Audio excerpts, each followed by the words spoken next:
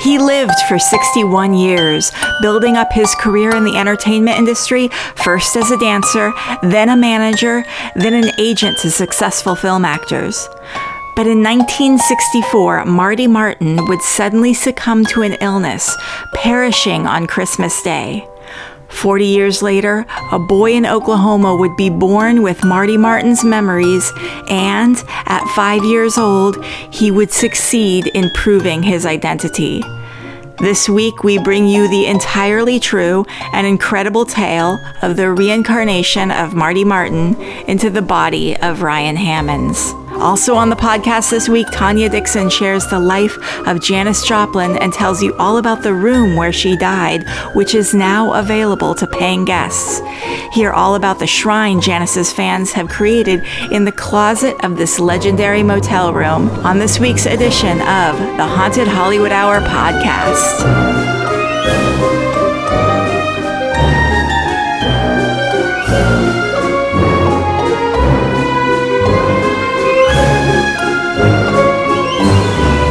Hello and welcome. I'm Carly Heath and I'm here with Tanya Dickson and this is Haunted Hollywood Hour. Thanks for joining us. Today I am sharing a story that spans nearly 12 decades. It's one of the most verified cases of reincarnation ever documented. And this is a story of a man born in 1903 who would get to be an important but not particularly well-known agent and manager in Los Angeles. But then he would die on Christmas Day in 1964. 40 years later, in 2004, a boy would be born in Oklahoma. And this boy would have this agent's memories and ultimately be able to prove his identity. This is the story of the reincarnation of Marty Martyn. And Tanya, what are you sharing today? I am sharing, I'm just so excited to hear your story. Because I'm very into past life and reincarnation and all of that. And I'll tell you why in a second. But first, my story today is about, and I'm so excited to talk about her because I love her, Janis Joplin, who died in Hollywood, and just some interesting facts about her life and moreover where she died. It's a place that we drive by all the time on Franklin and in Hollywood. I don't know much about Janis Joplin. What makes you like her so much? Well, I'm a rock and roll freak. That's my blood, is rock and roll. That is the only music I really only listen to most of my life. That hard rock, hard country, and some of our best rock and roll icons are from that period when Janis was famous. And is that the 70s, the 60s? 60s. Okay. So, I didn't grow up with it, but yeah, in retrospect, she just started that combination of blues and rock that I just, it makes my soul sing. So I love talking about people that are inspirational like that. I'm excited to hear that. So, Tanya, what's your spooky thing that happened? Well, it happened a while ago, but I'm going to tell a little story about it just because you're talking about past lives today. Yeah. And I've done past life regression. Yeah. I've had 2 experiences with it. And one of them, I did it both with a hypnotherapist, a very renowned hypnotherapist here in Los Angeles. And she believes that everyone that does this needs to be hooked up to a biofeedback machine because she wants to monitor. Is this person still working? Because I don't feel any past life anything. So I want to find out. Sometimes you don't unless you're under hypnosis. Yeah. So I want to find out if I have it. Yeah. I don't think she is around anymore, but there are some really reputable people. And you guys make sure if you do this, really do your homework on who's doing it, because there's a lot of charlatans out there and just make up stories. But she was renowned for doing this, and so I was hooked up to a biofeedback machine. And so what made you decide to do past life regression? I have an airplane phobia that I've had my whole life, and I was trying to get to the root of that. Yeah. But maybe another day I'll share that story. But on the journey to that, you don't have any control of what you're regressing to. Yeah. So something else completely unrelated came up, and so you're hooked up to the machine. She monitored the sweat glands, your heart rate, and your blood pressure, because if anything is traumatic, you don't want to go into it so deep that you get there. right? So if it gets too intense, she'll bring you out of the hypnosis. Okay, cool. And so, oddly enough, have you been hypnotized too? I want to know what Mrs. Past Life is. I do too. He's trying to tell us right now. Beans, mine was the first one that I did. I was a child. And probably the early 1800s-esque. I know. Were you like seeing yourself? Did you feel like a child? Yourself. Wow. So it's different for everybody. Mine was as if I was watching myself. The key sense that was for me, and everybody's different, was smell. Because, I could smell the rain. So I was a little girl. I was in a very tattered, dirty dress. I was barefoot. I was on cobblestone streets at night in the rain running. That was the first memory. So I remember I get chills. Here's the thing. I was with my boyfriend at the time was saying, you're an actor and a writer. You made all this up. And my answer to anyone that says this is not everybody regresses and is a princess. Yeah. Contrary to belief, you'll hear people go, everybody does past life and they're a king or a queen. No, they're not. No, they're not. That's not reality. Reality is it's life, and it isn't always a pretty regression. And this seeing myself, it's like a movie in my head. It is never altered, never changed. It is exact as if this happened yesterday. I was running the street and I go into a basement below a building. The lampposts are flames, so they're not electricity. Not flames, but they're gas lamps. Gas lamps. And I go underneath into a basement, and there is a whole bunch of sick people laying all over the floor, and the smell is horrible. Like what? Like dead people horrible? Like vomit? Okay.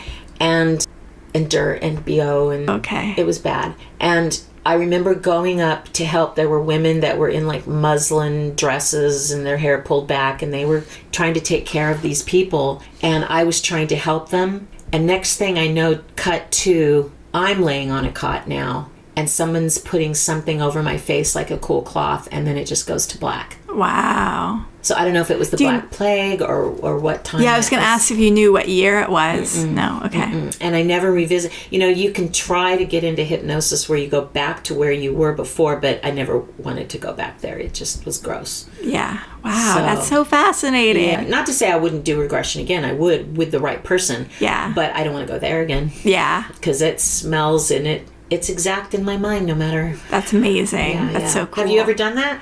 So I've never done, I have no idea if I ever have a past life or anything like that. And after doing this story that involves past lives, I'm like, I want to know if I had a past life, and I'm sure you've had many. Why do you come back? And well, karmic journey, because astrologically, I don't know, because you do astrology, if you may already know this, but when it comes to regression in past lives, I'm a sun Aquarius. Aquarius and Pisces have had the most lives. The newest soul astrologically is an Aries. Yeah. So the Aries have usually only been here once or never before, way excited to live life and learn lessons. And Aquarius and Pisces that makes sense. Are the oldest souls. Yeah. Been here many, many times. That makes sense. So that's wherever you are in your astrological journeys, that has a lot to do with your past life. Yeah. Fascinating. Yeah, it's pretty cool. Okay, what has happened to you that's spooky? Past, present, future? This is another thing that happened in the past that I was thinking of. But I was starting to learn horary astrology,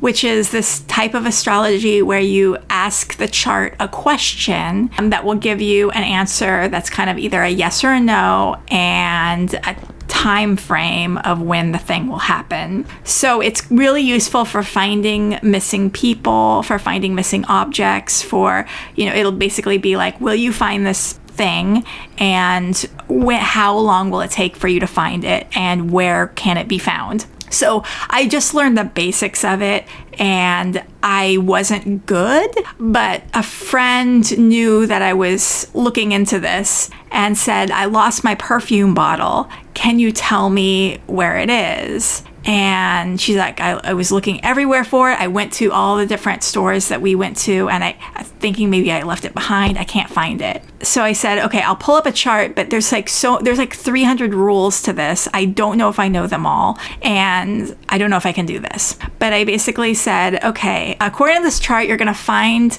the perfume bottle in 3 days, and it's going to be in a vehicle near water. And she's like, well, I've looked in my car and it's not in my car. And I'm like, maybe you're going to be in another vehicle. Maybe someone stole it. You're going to find, I have no idea, but it's going to be in a vehicle near water. And so I didn't hear from her. She continued to look everywhere for the perfume bottle. I then called her 3 days later and I'm like, I'll see what happened. So I said, hey, so have you found your perfume bottle yet? And she said, oh my God, as soon as my phone rang, when you called, I looked down at my lap and I saw that I had cat hair all over my pants. And then I reached into my glove box to get my lint roller to get rid of the cat hair.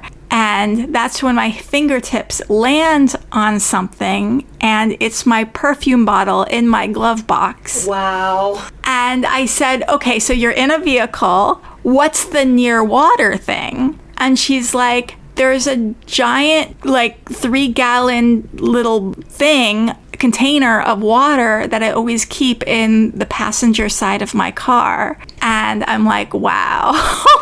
That's spooky dooky. That's amazing. That's a little woo-woo. Yeah. That's a little woo-woo. Yeah. I also found someone's cat. She lost her cat, said, can you do it? And I'm like, I don't know.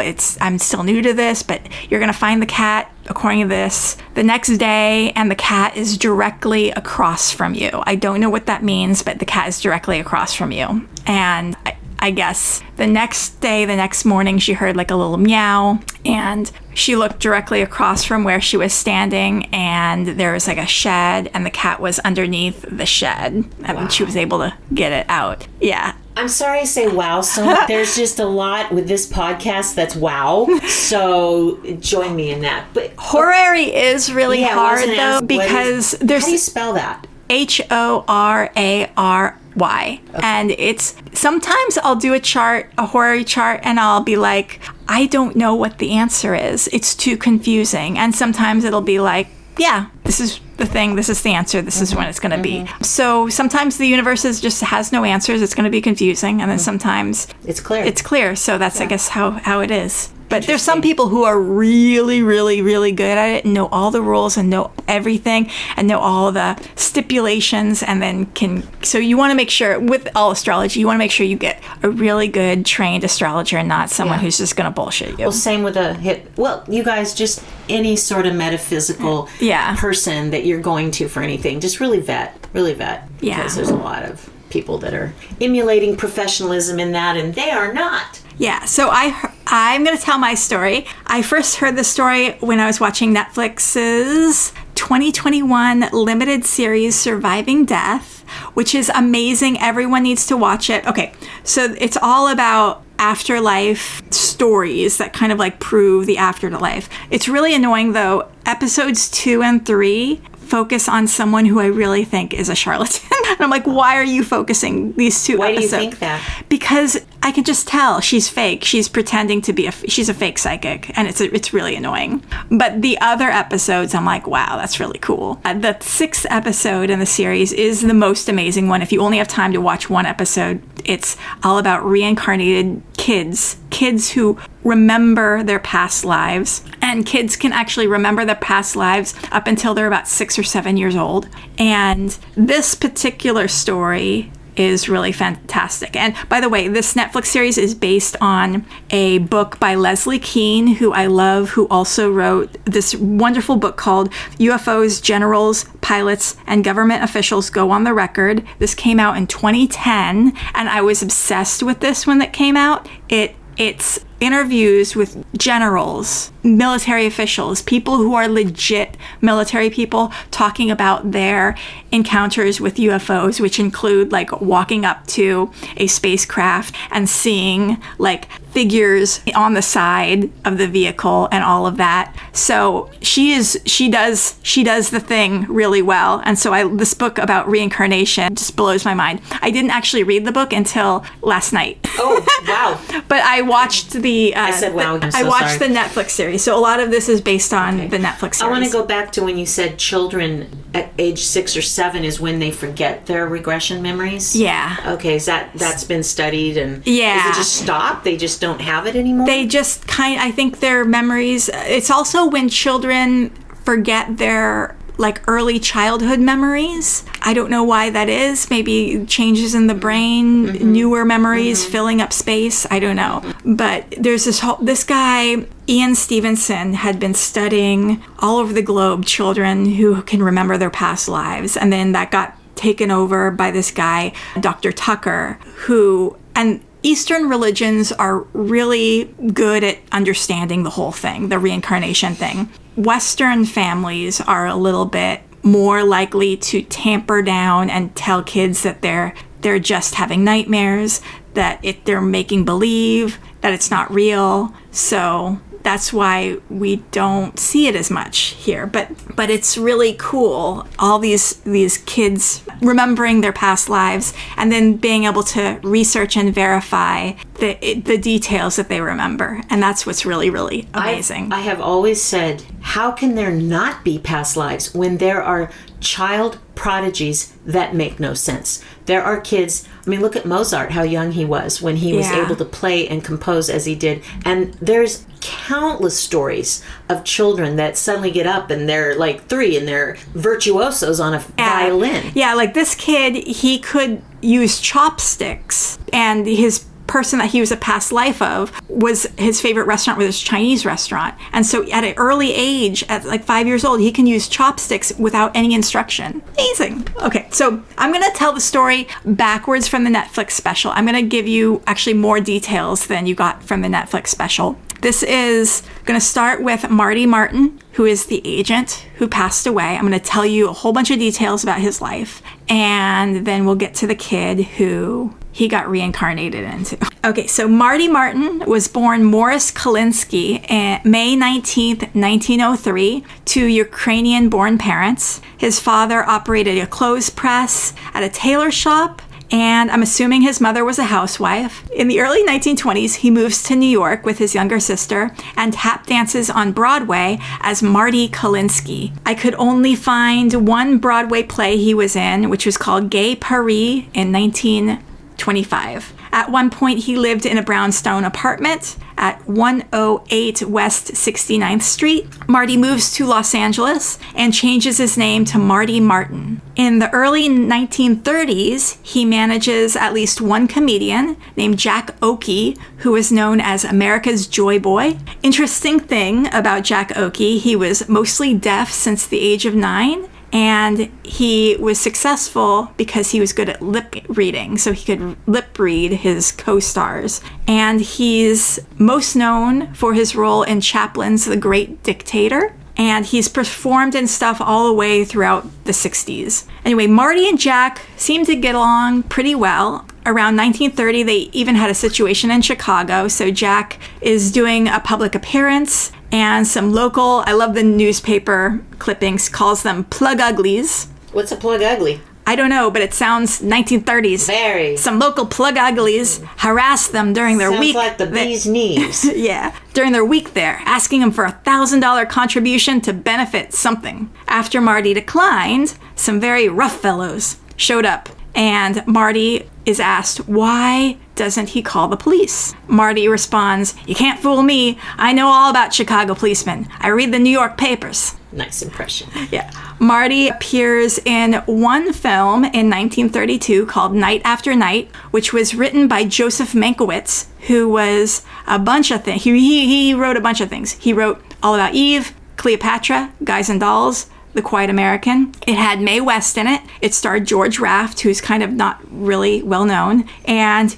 Marty has no lines in the final cut of the film, but his name is in the credits. So it kind of seems like whatever line he had might have gotten cut at some point. It wasn't so much that he was a background extra. Yeah. He was, credited. So Jack and Marty had a very publicized falling out in the mid-30s when Marty was working as a dance director at Paramount and Jack was being managed by someone else, but also working at Paramount. Jack calls Marty a blackmailer, a chiseler, and a shakedown artist. Jack reportedly says, "You $2 bum, how do you eel yourself in with decent people?" in front of other celebrities, including Cary Grant. And Marty sues Jack for $125,000 for That would be a lot right now. So imagine someone like talks shit about you in front of a bunch of people. George Clooney. But I would be like, oh, okay.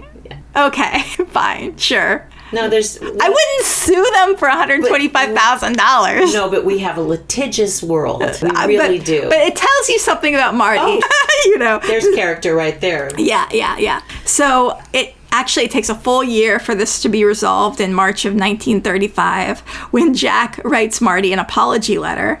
And Jack did not take apology lessons from the YouTube School of Apology. He writes, referring to the remarks which you state I made to you, you may be assured that I have no desire to make any unkind remarks about you or anyone else. If I have done so, I hereby tender my apology for same. So, but that's enough to make Marty go, okay, fine. And he drops it. And he dropped it. Okay, Yeah. Good for you, Marty. As an agent / manager, Marty does really well for himself, and he was a fierce advocate for his favorite client, actress Lorraine Day, who worked all the way through the mid-'80s. Murder, She Wrote was her last credit. People say that Marty would not shut up about Lorraine, pitching her to everyone he talked to. He was a good agent. God, I need one of those. Marty. There was a story published in the May 1947 edition of the Grape Belt, which is a newspaper out of New York, that says, for almost 6 years, Marty devoted practically 24 hours a day trying to further the career of Lorraine. He started when she was just another actress at MGM and fought for all the way to stardom. Marty never met a producer or a director without immediately talking about Lorraine, selling her for this role or that role. One day, Marty rushed into the executive dining room at MGM with big news. He had just heard Russia, he announced to the room full of executives, has just declared war on Japan. Mervyn LeRoy turned around in his chair, looked at Marty, and said simply, tell me, Marty, is this a good thing for Lorraine Day? In 1941, Lorraine was voted the #1 star of tomorrow in Hollywood. She signed a contract with RKO in December of 1946 to make one film a year for 5 years, earning $100,000 per film. That was a lot for them. It's a lot now. It's a lot. I mean, I wouldn't sneeze at that. Basically $100,000 a year. Yeah. That was incredible for back then. And yet I've never heard of her. I know. Lorraine was so grateful for all Marty did for her career that in September of that year, she gives him a Buick, and she turns down a $25,000 offer to leave Marty and sign with a big agency. One of his other clients was Glenn Ford, but that's basically all I could find out about his clients. But the Marty Martyn agency enables Marty to be extremely wealthy. A lot of the bios say things like Marty failed as a filmmaker, so he became an agent, but I don't think that's true. He was a manager before the first film role. He was a dancer, and he was a dance director at Paramount. You know, not things to sneeze at. Like creative hats. Yeah, he's a kind of typical creative. He's like, what can I do? The original multi-hyphenate on the business card. Yeah. To make things happen. I think he got that role in that film because he was friends with the lead actor, and lead actor's like, hey, be in this film. Mm-hmm. Like, I don't think he was like actively pursuing acting. Some other details about him. He's a staunch Republican. He liked Chinese restaurants, the beach, and had an extensive collection of sunglasses. After he married the niece of 20th Century Fox's president, her name was Margaret Scoris Qwerty. This is his fourth wife, by the way. He moves to 825 North Roxbury Drive in Beverly Hills, which Margaret owned and had previously belonged to her father. And this is a nice house. Have you driven by it? Well, I looked it up on Redfin. Mm-hmm. So the current Redfin estimate is $13 million. It was last sold on September 9th, 2015 for $9.3 million. It's 6 bedroom, 6 bath, built in 1932 on a half acre. It's described as a magnificent contemporary home located on one of the most coveted streets in Beverly Hills. Great scale and volume throughout, 2-story entry with stone floors and sweeping staircase, large living room with wood floors and fireplace, light and bright open family room with bar designed for large-scale entertaining, formal dining room with coffered ceiling, chef's eat-in kitchen with top-of-the-line appliances, sumptuous master suite with second fireplace and large outdoor veranda. There's an additional 3-bedroom suite and 2 staff quarters, elevator, detached guest house, impressive grounds with a pool and a spa, beautiful living in the heart of Beverly Hills. And this road, Roxbury Drive, is previously home to Jimmy Stewart, Lucille Ball, Jack Benny, Peter Falk, Rosemary Clooney, Diane Keaton, and Mia Farrow, among others. So basically, Marty married up. Yeah. He got a nice house. He was proud of this house. He got this house in 1955. Okay. And he frequently travels from New York to Europe. We're going to find out why later. On the Queen Mary, and to visit his sister living in Paris. Marty was married 4 times, like I said. He had a daughter with his last wife, his only biological daughter. He has 5 stepchildren. He adopts the kids of his wife or his previous wives, 3 boys. And in 1964, he was diagnosed with leukemia and died on Christmas Day that year of a cerebral hemorrhage. He was 61, so he only got to enjoy his house for 9 years. And that's hurt him really bad. According to a bio on IMDb, when he was dying, he said it wasn't fair. He had a nice life with a nice house in Beverly Hills. He felt robbed of his life.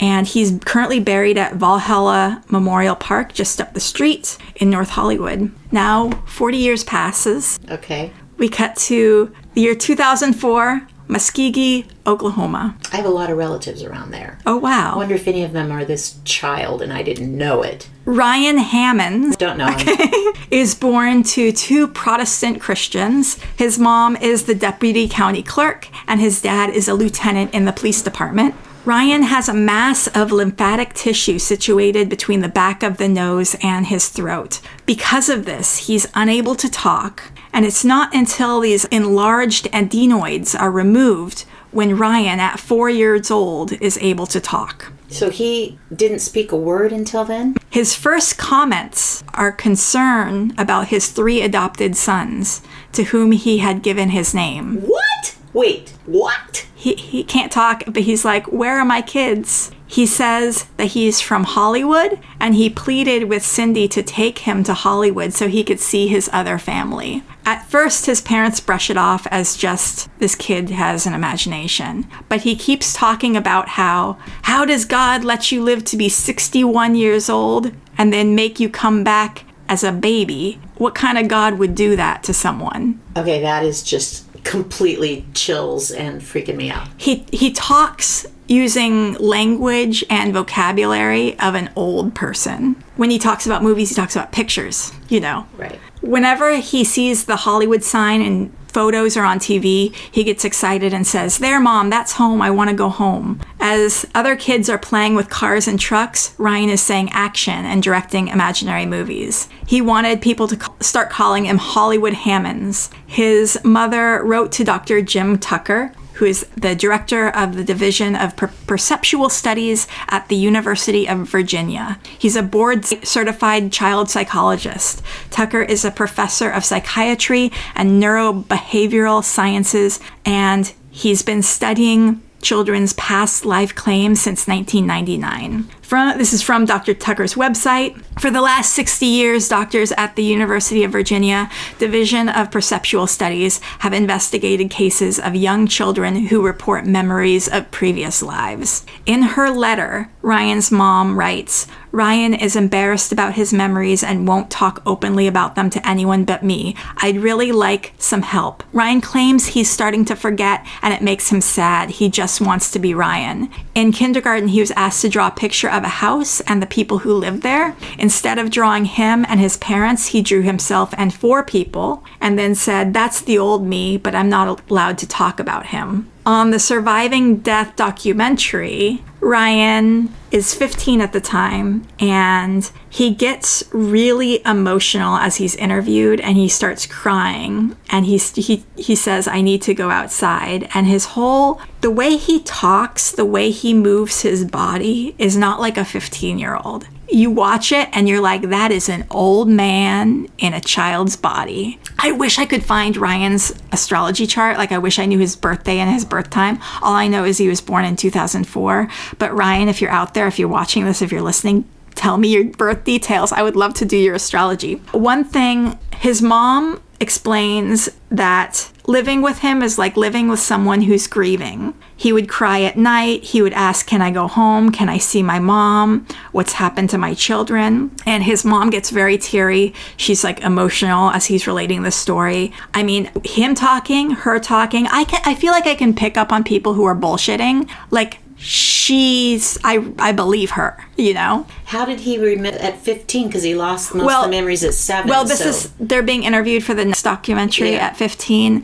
All the whole interview and the whole study with Dr. Tucker actually took place when he was 5. And he actually, when he's 5, his parents take him to Los Angeles and they take him to visit things. And the house was being renovated, but he remembered the pool and he gets really excited. They take him to the old building where his agency was, and he gets really excited. He goes up there and he says, this is where we used to smoke cigarettes up here. And he opens like the window and he goes out onto like the rooftop, and you could tell he's just like so happy to be back. So the parents at the age of 5 already knew who he was. They knew it was, they went to Roxbury, they went to Marty's office. Yeah, the whole story of how they figured out who he was, this all happened when he was like 5 years old. A documentary crew from The Unexplained were investigating him, and they hired a Hollywood historian to try and figure out who this kid is remembering. And his mom is also helping. She's getting a bunch of like old Hollywood books from the library, and she's bringing them to him. And in one of the books, there's a film still from Night After Night, the movie that Marty was in. And Ryan points to it and says, that's George. He's 5 years old. He's not even reading the caption. He points, that's George, meaning George Raft, and that's me. And then he points to this man off to the side in the picture. And they can't figure out who this man is he's pointing to because he doesn't know his name. And they're like, oh, how do we figure out who this man is? You know, they look on IMDb. He's not listed in the credits on IMDb. There's no picture there. The documentary crew hires a Hollywood historian to go to the Motion Picture Academy archives, looking through all the Paramount stuff. And they find Night After Night. They find just a lucky occurrence. They find a picture of Marty Martyn, and it has Marty Martyn's name labeled on the back. And then Jim Tucker lays out 4 different photos of random men and is like, can you point to which of these men you recognize? And the kid points to Marty Martyn. He doesn't know the name yet, but he's like, that's me. He points to Marty Martyn and says, that's me. And then he gives the kid a list of names to read out, just random names. And one of the names is Marty Martyn. And so he's reading out each one, and each one he's going, no, that's no, don't recognize, no. He reads out Marty Martyn. He doesn't say anything yet. He reads out the next one. He goes back to Marty Martyn, and he's like, I remember that name. And that's when Jim says, the man who you pointed to that said that's me, that's Marty Martyn. And he also laid out pictures of 4 different women. And he's like, which of these women do you remember? And he points to one woman. He says, I remember her. And Jim's like, that's his wife. Incredible. And it's not like this is like a movie star that they could have researched. This is, yes. It's someone who's unknown, who didn't have a line in a movie, who wasn't someone you could find on the internet at the time. Like, you had to go to the archive to connect the name to the picture. And then the other thing was, he kept on saying, why would God at the age of 61 send me back to be a kid again? And they were saying, but Marty Martyn was 59. That was the name, that was the age Marty Martyn had publicly given. But when they actually looked at the census and travel records, he was actually 61. So Ryan Ryan knew the correct correct age, even though it wasn't publicly available. There were other things that only Marty Martyn would know, like they contact Marty Martyn's daughter. Ryan's like my younger sister. He's all about his younger sister. I'm going to give you all the details about the younger sister later. But Marty Martyn's daughter's like, he didn't have a sister. And they were able to research, yeah, Marty Martyn actually did have a younger sister. And she was a really, really important figure in his life. But, he died when his daughter was 8 years old. So she didn't remember. She didn't know a whole lot about him, So in the Netflix documentary, they go, when he's 15, they go to Los Angeles to kind of recreate what they did when he was 5. And they meet with Marty Martyn's daughter and also Marty Martyn's niece. And unfortunately, at this point, Ryan doesn't remember a whole lot. They look at pictures. But one thing the mom kind of prods him to remember is that Marty Martyn loved everything embroidered. He'd embroider everything with his initials on it. And he said that you could get the best embroidered stuff in Paris. And the daughter and the niece are like, yeah, he would embroider everything. Towels, even his underwear. Thing. Yeah. Coincidence is not a coincidence, because that's such a random thing, especially for a man to do. Yeah, exactly. So, gosh, here are all the things that was able to be confirmed. So Ryan had said that, from a young age, Ryan said that he worked for an agency and the agency changed people's names. And yeah, Marty Martyn was an agent. Ryan used to say he lived on a street that had rocks in the name of it, and it was Roxbury. Right? He had a large swimming pool and his mother had curly hair. He had a green car, and the daughter, Marissa, didn't remember the green car, but then they did research, and yeah, he did have a green car. He had many wives, and that's true. He had 4 wives. He tap danced on a stage in New York City, and that was true. He loved Chinese food, and Marissa confirmed his favorite restaurant was called Ah Fong's in Beverly Hills, and he was friends with a Chinese man there who taught him meditation. And Ryan also said that he bought his daughter a dog when she was 6 and she didn't like the dog. And then Marissa confirms, yeah, he bought me a dog when I was 6 and I didn't like the dog. These are incredible details. These are details that nobody would be able to get to this child. In total, over 50 of Ryan's statements are verified. And, Ryan's dad finally starts to believe it at this point. Ryan's dad annoyed me, though, in both the book and in the movie, because when Ryan's mom comes to Ryan's dad and says, look, I think he has a past life and he's remembering his past life. She's coming to him very vulnerably, and she's clearly having issues with this kid. He's having nightmares. He's waking up in the middle of the night, clutching his chest. And the dad's like, this is bullshit. Enough of your new age bullshit. And I'm like, why didn't you divorce this man? It made me so mad. Well, there's so many skeptics out there, and she might have been too but as a maternal figure, as a mother, she was picking up on something that she had maybe never experienced herself either. So for her, yeah, she was picking it up, and the dad, took a little longer. I'm just irritated with men who don't know how to have relationships and talk to people. But there's women like that too. I know. There's a lot of women like that too. Basically, don't have a partner who's going to call whatever your thing is bullshit. Makes me so mad. Men or women. So things about Ryan's behavior is different than the average kid. He likes to watch older movies from the 40s and 50s. His music tastes have always been for jazz. He likes Frank Sinatra and Bing Crosby. Children, let's see. Like I said, he was able to use chopsticks. And one time a song came on TV and he started tap dancing to it. And he'd never been taught tap dancing before. Did he remember, did he still like those old movies and that style of music when he was 15 and up, after he had forgotten a lot of the childlike memories? Did he still have that connection? Yeah, he was still saying that he still likes, he likes those old movies a lot. He kept on saying Senator Five, my friend Senator Five. And people were like, what does Senator Five mean? And Dr. Tucker, the researcher, looked up Senator Ives and got a picture of the Senator Ives, who was a senator at the time,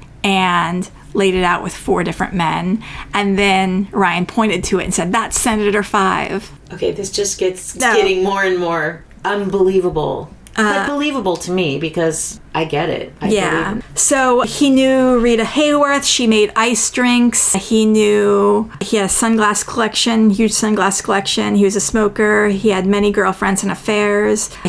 We used to like to say, "Oh, I can't wait till I can go out on a big boat again and dance with all the ladies." Why don't you come up and see me sometime? He hated FDR. When he's 5 years old, Ryan says, "I'm not 5, I'm closer to 105 when I was here before." See, that's what leads me back to maybe the mom had never encountered any woo-woo metaphysical stuff. She's in Oklahoma, let's face it. Those of us on the West and East Coast are a little bit more woo-woo, right? And it makes me think that's why she tolerated the disbelief in her husband, because she's hearing this probably more than the dad, because she's probably with him more, as often as the case may be. And she's probably building this up like, going, wait a minute, the first few times, and then, okay, this is a strange way for my child to be. I'm still mad. You should never call your partner's stuff bullshit. Instant divorce. Someone says, "Here's my theory." At least couples therapy. Yeah.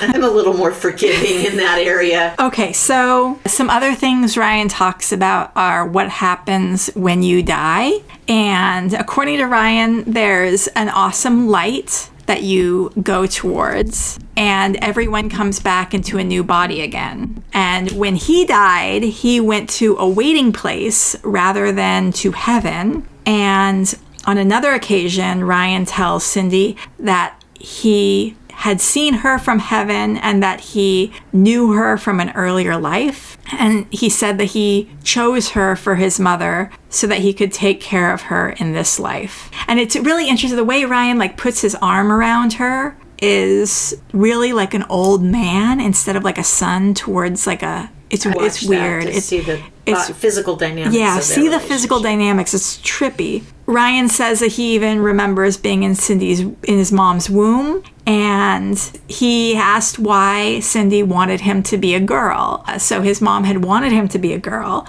and Cindy knew that. Ryan said that he saw her cry for a long time when she learned that she was going to have a boy. So here's Ryan's exact words. This doctor guy did a test and told you I was a boy. You got mad and said he was wrong. You just knew that I was going to be a girl.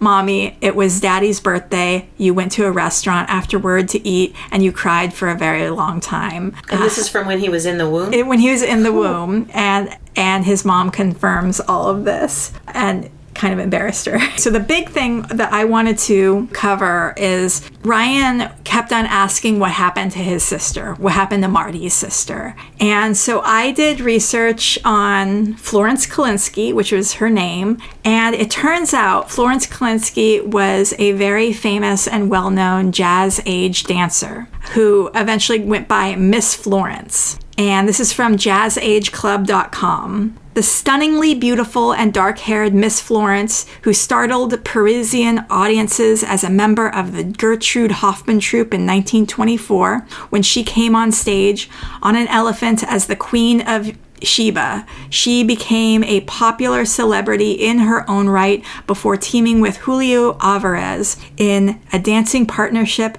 that proved highly successful, mainly in New York and Miami cabarets in the 1930s. They appeared in the Ziegfeld Follies from 1923 to 1925. After a long career dancing in London and Paris, and even owning a house in Paris, Florence appeared in 2 films, MGM's Student Tour, October 1934, with Nelson Eddy and Jimmy Durant, and Warner Brothers' Murder with Reservations, 1938. An interesting note about Miss Florence's life in Paris: she bought a house and lived there with her mother and her brother. So Marty Martyn lived in Paris for some time. And wait, there's a connection back to Paris. Yeah. Remember, I said Marty kept on going to Paris a lot. Yeah. And sometimes this brother is her dancing partner. So sometimes she's dancing with Marty Martyn. So the idea that Marty Martyn was a failed actor, no, he'd be in Paris dancing with his sister. I don't think this connection has been made by anyone before. I think this is a podcast media exclusive. Marty was dancing in Paris. And he was a very creative guy. He really wore a lot of creative hats. And if anyone's in Utah, I can't get access to this, but the Utah State Library has photos of Florence and her brother from 1917. So Utah, I'll drop a link to this in the show notes if you're in Utah and you can go there and take pictures of these photos that they have on file there. I would love to see them. Miss Florence married a Jewish doctor, Dr. Harry Maslow, a dentist in 1937, and eventually gave up her career.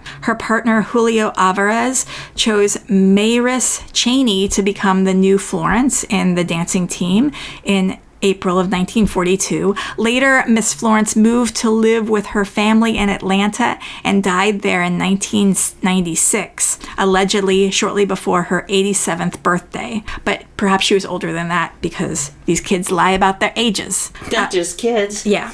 And to show you how well-known and established she was, she had a huge obituary in Variety in 1997, which reads, Florence Maslow, a popular dancer from the 1920s who appeared in the Ziegfeld Follies and worked with Josephine Baker, later toured the United States as part of the dance team Florence and Alvarez, died July 3rd at her home in Atlanta. She was 86. Known as Miss Florence, she began her dancing career at the age of 8 when she enrolled in ballet school in Philadelphia. At 13, while touring with the Gertrude Hoffman Girls, Miss Florence was discovered in New York by Florence Ziegfeld. She performed in the Ziegfeld Follies until the Gary Society discovered she was underage.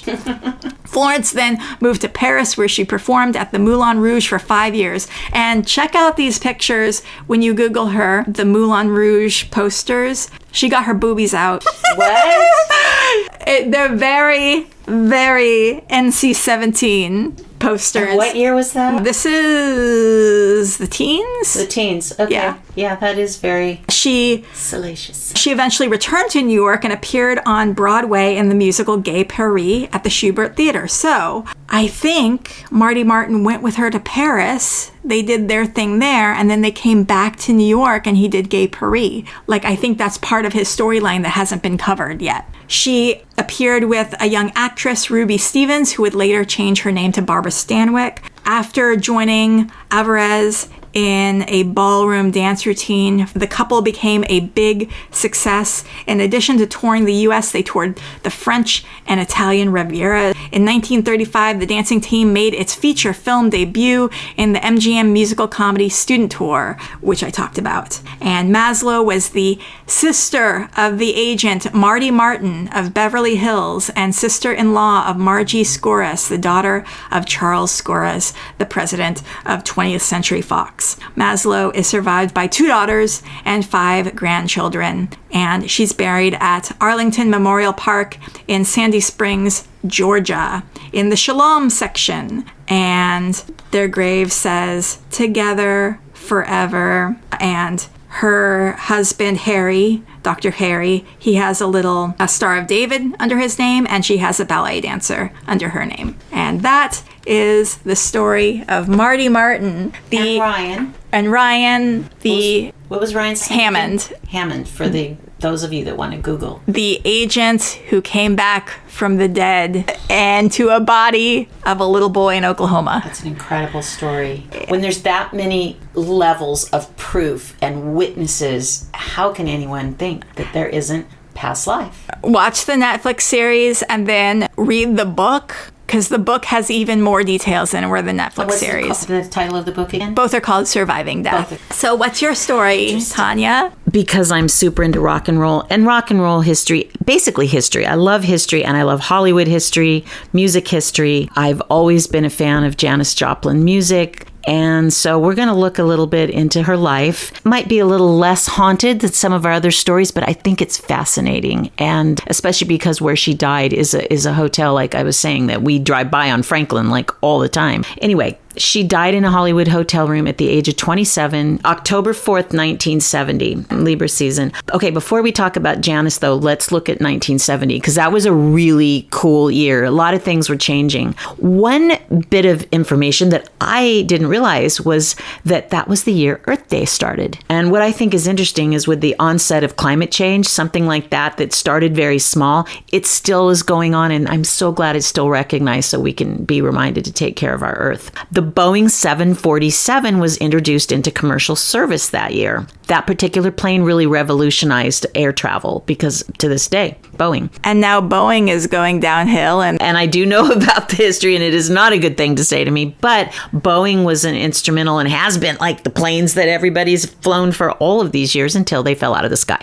It was the end of the Nigerian Civil War, January 12th, 1970. And this is important history. The Kent State shootings, if you remember that, 4 students were killed by National Guardsmen at Kent State University in Ohio on May 4th, 1970. I mean, there was so much civil unrest and, with the war and all of that. This is very similar to what has happened this year. The Who recorded their iconic live album, Live at Leeds, on February 14th, 1970. That album is just such a Who statement. I know you don't know anything about the Who's. It just gets in your bones. It's just in sick vocals and sick guitar riffs and songs with lyrics and music that have changed people's lives. Diana Ross and the Supremes did their farewell concert, which they performed their final live concert at the Frontier Hotel in Las Vegas, which I thought that was much later. So I was surprised that was in 1970 when that was their last. And the 1970 United States Census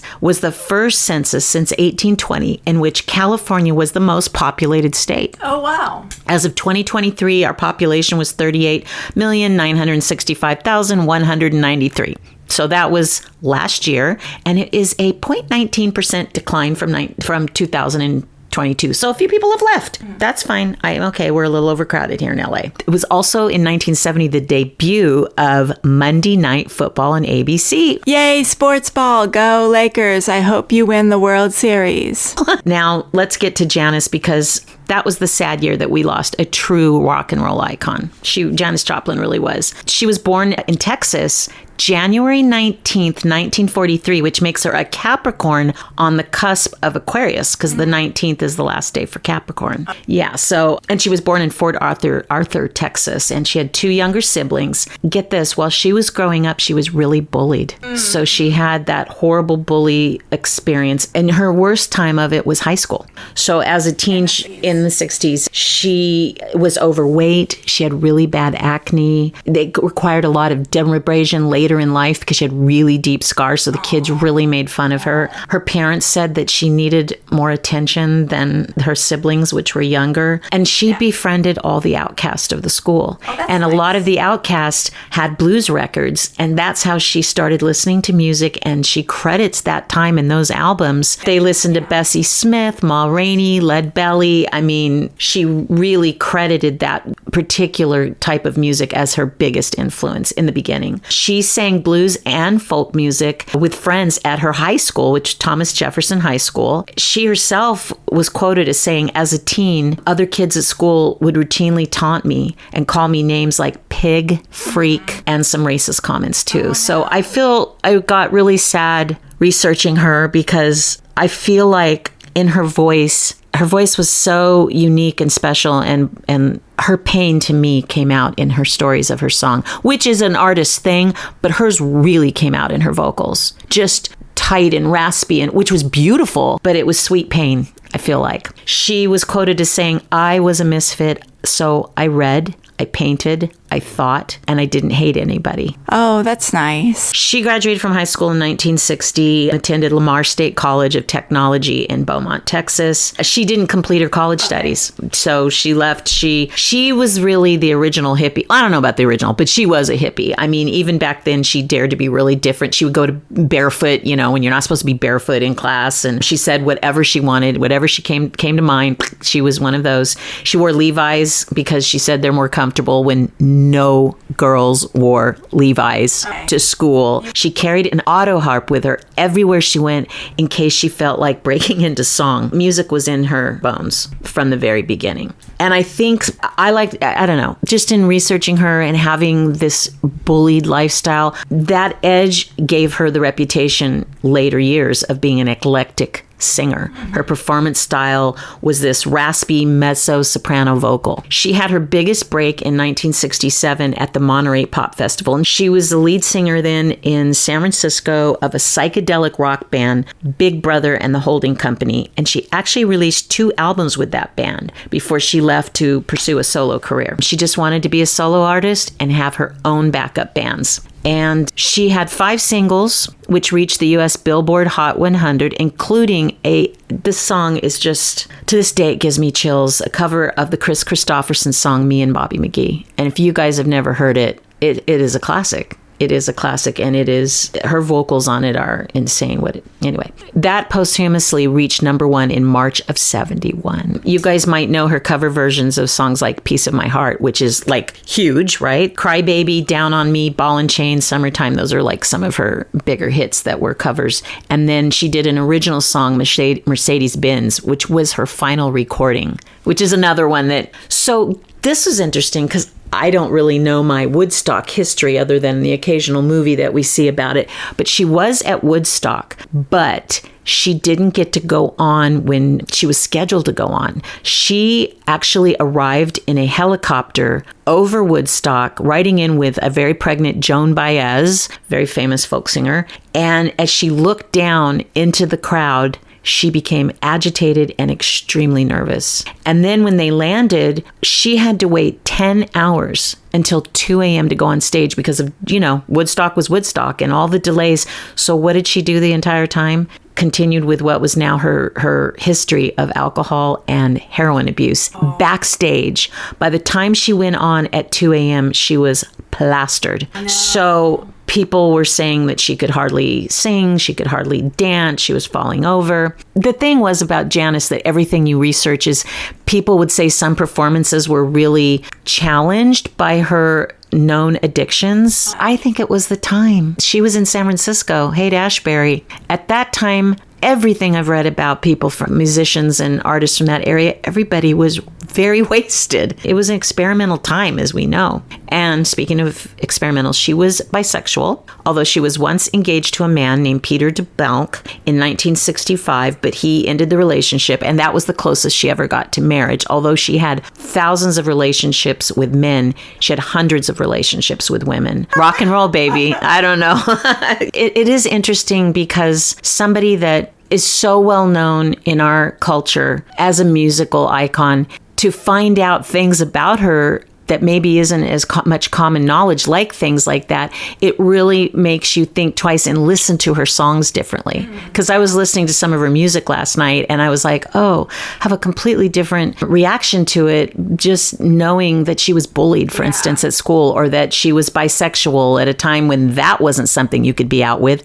And she was. The thing was, I think this was like a slow buildup in a short amount of a life. Once she became famous, she was known to curse like a sailor at a time when women didn't do that. She never wore undergarments, which I remember many pictures of her being braless. And she was always seen with a bottle of Southern Comfort. So she was a huge addict. She also, some say, was delighted in her role as a female rock star of being a sexual predator. She used her power for, being famous, to go after whoever she wanted. And you have to wonder, did she, when you're that wasted, do you even know what you're doing? No. She actually tried to incite a riot with the audience December 19th, where she had a solo billing at the Madison Square Garden. I mean, do you know how big that is? Try to incite a riot there? I mean, none of it makes sense. And I love Janis Joplin. I was actually really sad to read and research her history. I mean, we all know she was wasted all the time, but I didn't know the level that it was.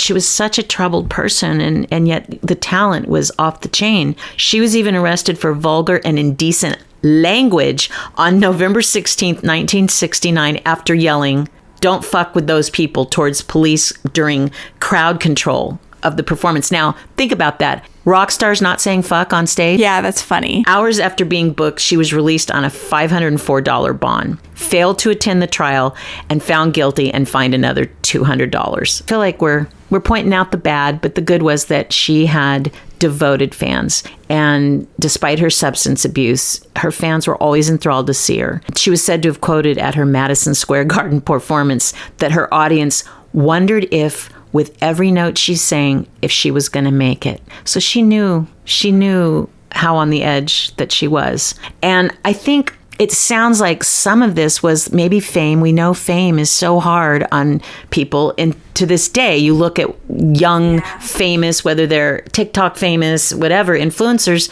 a lot of them have a struggle with addiction. She did in 1970 travel to Brazil. She took a bit of a break and tried to kick her use of heroin. Oh, that's good. She had a long relationship with a certain gentleman, but as soon as she came back to California, she was using drugs again, shooting heroin. And some people said that she just basically never stopped using intravenous drugs, but she was quoted as saying she was trying in Brazil. So here we get to a little of when she died, which is more of the Hollywood haunted history that we like. So she died in 1970. She didn't show up to a recording session, and she was found dead on the floor of what was then called Hollywood's Landmark Motor Hotel by her road manager, John Byrne Cook. It's sort of like Marilyn staying at the Roosevelt and artists staying at the Beverly Hills Hotel. It seems like that's still done to this day, where a lot of them just live in a hotel. So it looks like her net worth was around $1 million. There have been some discrepancies in that, where some sources say $250,000.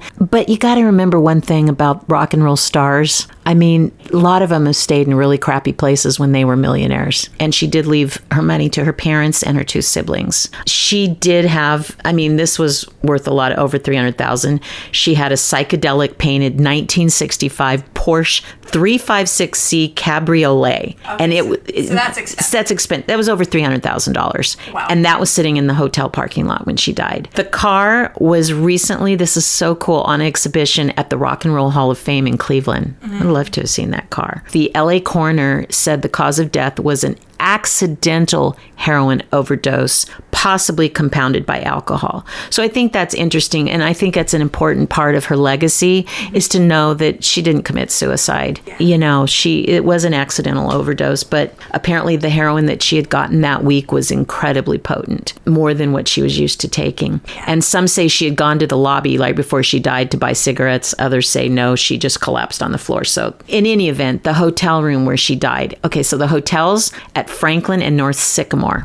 And that's right below the very famous Hollywood Magic Castle. And I just drove by this the other day. Yesterday? Oh, wow. Yeah. And I was looking at it because I had been researching her, and it's now known as the Hollywood Gardens Hotel. And it's just so small. It just is not what you'd expect. Let's just say if it was on the road while I'm on a road trip, I wouldn't stop and stay there. And this is on Franklin, which is right in the center of Hollywood. The motels had different owners, and for years, the room she died in was locked up. Nobody could go in it. But room 105, when they had the most recent owners, they decided to open it up. They thought it would help for publicity, etc. So now room 105, where she died, is mostly unchanged. What's interesting is the rest of it has been redecorated, redone, but they left it. So I'm glad, because it was closed up. Nobody could go in. You can go in that room. You can stay now. October 3rd and 4th, which is the anniversary of her death,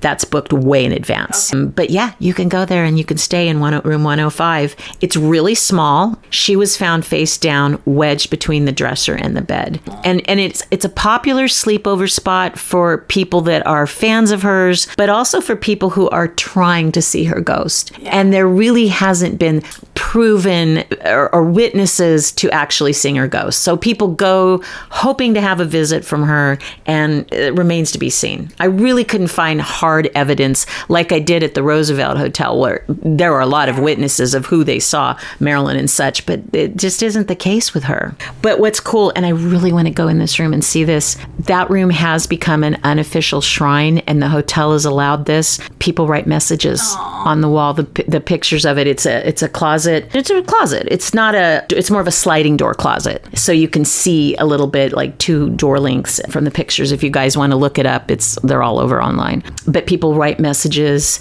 and there's a plaque that the hotel put up for her there, and people have been known to leave the famous feather boas. Remember, she always had her, well, no, you don't. She was feather boas, and they leave t-shirts with her image in the closet, which I think is kind of cool. There are some fun facts about Janis Joplin. I mean, we've talked a lot about the hardship in her life, but there's some things I saw that are pretty cool. For one, she kind of started, or at least was one of the first rock and roll musicians to really have body art. I mean, tattoos have always been around, but as far as it being a rock and roll thing, is there a rock star without a tattoo? If anyone knows of one, let us know, because I don't think there is. But she had a wristlet, and she had a small heart on her left breast, and she had a San Francisco tattoo artist that she loved named Lyle Tuttle. So it's kind of like popular culture's acceptance of tattoos as art on artists. She was at the forefront of that. So she was known, back to the boas, for her flamboyant style. So what's interesting is you look at, like, she loved the feather boas, colored streaks on her hair, accessories, scarves, beads, feathers. You know,